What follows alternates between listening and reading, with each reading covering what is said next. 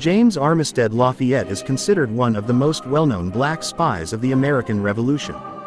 Born into slavery in Virginia, he was recruited by the French General Marquis de Lafayette to spy for the Patriots in 1781. Armistead volunteered to join the army under Lafayette and served as a double agent working for the Patriots. With the permission of his owner, he infiltrated General Charles Cornwallis' camp at Yorktown and risked his life to gather valuable intelligence from the British behind enemy lines. James Armistead Lafayette was born around 1748, likely on a plantation in New Kent County, Virginia. Some sources say he was born around 1760. He became the property of Colonel John Armistead of New Kent County, Virginia. Well before the colonel's death in 1779, he became the first slave owned by a personal manservant of Armistead's son William. James's owner taught him to read and write. When the conflict began in 1775, Virginia's royal governor, Lord Dunmore, promised freedom to slaves who joined his forces. Instead, James volunteered for the Continental Army under General Lafayette. He worked for Lafayette as a courier, laborer, and spy.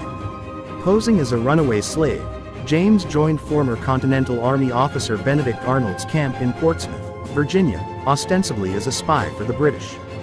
This role allowed Armistead to gain Arnold's confidence, in part by guiding British troops through local roads.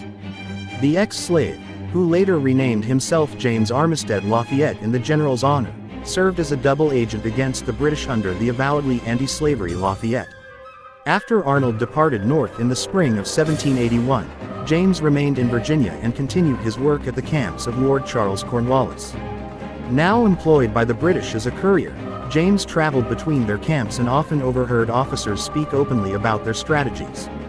He prepared written reports and delivered them to other American spies. In this way, he relayed much information about the British plans for troop deployment and their arms. His espionage was instrumental in helping American and French forces defeat the British during the siege of Yorktown.